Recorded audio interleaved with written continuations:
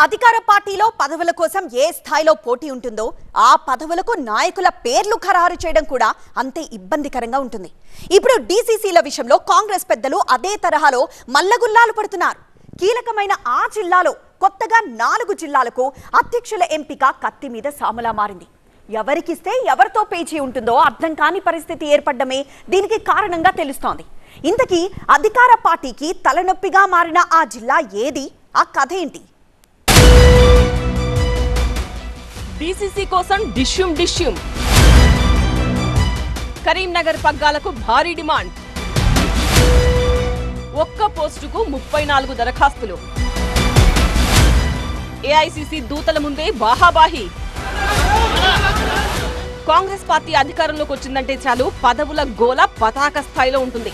రాష్ట్ర స్థాయిలో పీసీసీకి ఏ రేంజ్ ఉంటుందో జిల్లా స్థాయిలో డీసీసీలకు అదే రేంజ్ ఉంటుంది. అందుకే జిల్లా పార్టీ పగ్గాలు చేపట్టేందుకు ఉత్సాహం చూపిస్తుంటారు హస్తం నేతలు. అసలే అధికారం వచ్చిన కాడి నుంచి ఈ పదవుల కోసం ఆశగా ఎదురు చూస్తున్న నేతలు ఇప్పుడు ఛాన్స్ తీసుకునే ప్రయత్నంలో బిజీగా ఉన్నారు. కీలకమైన కరీంనగర్ జిల్లా కాంగ్రెస్ బాధ్యతలు చేపట్టేందుకు నువ్వా నేనా అన్నట్టుగా పోటీ పడుతున్నారు. ఉన్నదే ఒక్క పోస్ట్ అయితే 34 మంది ఆశావహులు దరఖాస్తు చేసుకున్నారు. పార్టీ అధికారంలో ఉండడంతో బలమైన నేతలు కర్చీఫ్ వేసేందుకు విశ్వ ప్రయత్నాలు చేస్తున్నారు. తమ అనుచరులతో కలిసి పార్టీ పెద్దల చుట్టూ మంత్రుల చుట్టూ ప్రదక్షిణలు చేస్తున్నారు. దీంతో ఈ కీలక పదవి ఎవరిని వరిస్తుందనే ఉత్కంఠ నెలకొంది. అయితే నేతల మధ్య ఈ పోటాపోటీ కాస్త బాహాబాహికి దారితీస్తోంది. డీసీసీ ఎన్నిక కోసం అభిప్రాయ సేకరణకు వచ్చిన ఏఐసీసీ పరిశీలకులకు పెద్ద షాక్ ఇచ్చారు ఇక్కడి హస్తం కార్యకర్తలు. వారి ముందరే ఒకరిపై ఒకరు తెగబడిపోయారు. పార్టీ కోసం పనిచేసిన వారికి పదవులు ఇవ్వాలి అంటూ ఓ వర్గం ఆందోళనకు దిగింది. ఎంతకీ తగ్గకపోవడంతో ఆందోళనకారులను బయటకు నెట్టేసి పార్టీ కార్యాలయం గేట్లకు తాళం వేయాల్సిన పరిస్థితి వచ్చిందంటేనే ఇక్కడ ఆధిపత్య పోరు ఏ రేంజ్ లో ఉందో అర్థం చేసుకోవచ్చు. కరీంనగర్ జిల్లా కాంగ్రెస్ ఆఫీస్ లో ఇప్పుడు డీసీసీ నియామక హడావిడి ఎక్కువైంది. ఎన్నడూ లేని విధంగా ఆశావహుల సంఖ్య పెరగడమే దీనికి కారణంగా తెలుస్తోంది. మొత్తంగా 34 మంది దరఖాస్తు చేసుకున్న 5-6 నేతల మధ్య ప్రధాన పోటీ కనబడుతోంది. అధిష్టానం కూడా వారి పేర్లనే పరిశీలిస్తున్నట్టు సమాచారం.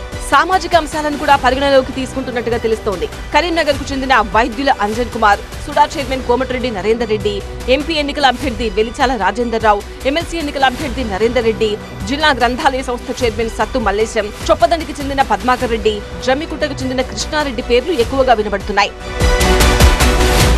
ఇప్పటికే జిల్లా మంత్రులు, రాష్ట్ర పార్టీ పెద్దల చుట్టూ తిరుగుతున్న ఈ నేతలు అధ్యక్ష పదవి దక్కించుకునేందుకు గట్టి ప్రయత్నాలు చేస్తున్నారు.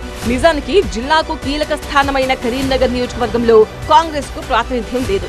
అందుకే ఇక్కడ పార్టీ బలోపేతంపై అధిష్టానం దృష్టి పెట్టింది. ఆ లెక్కలోనే జిల్లా నుంచి 3కి మంత్రులుగా అవకాశం ఇచ్చింది. ఇప్పుడు డీసీసీ నియామకంలోనూ ఆ 3 మంత్రుల అభిప్రాయాలు కీలకం కానున్నట్టు తెలుస్తోంది. అందుకే వారి చుట్టూ చక్కర్లు కొడుతున్నారు ఆశావహులు.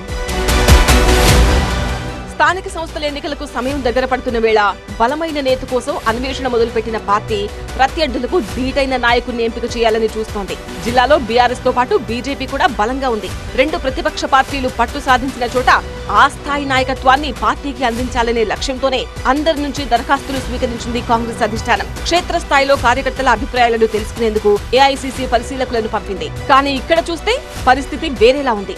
అభిప్రాయ సేకరణలోనే అగ్గి రాజుకుంది. ఒకరికి ఛాన్స్ ఇస్తే ఇంకొకరు ఊరుకునేలా లేరు. ఏఐసీసీ దూతల సమక్షంలోనే బాహాబాహికి దిగిన నేతలు పార్టీ పెద్దలకు గట్టి సంకేతాన్ని పంపించారు. ఎవరికి అవకాశం ఇచ్చినా మరో వర్గం నుంచి అసంతృప్తి సెగలు మామూలుగా ఉండవనే విషయాన్ని చెప్పకనే చెప్పారు. మరి ఈ అంశంలో ఏఐసీసీ అబ్జర్వర్లు ఏం రిపోర్ట్ ఇస్తారో, హైకమాండ్ ఏ నిర్ణయం తీసుకుంటుందో అన్నదే ఇప్పుడు సస్పెన్స్.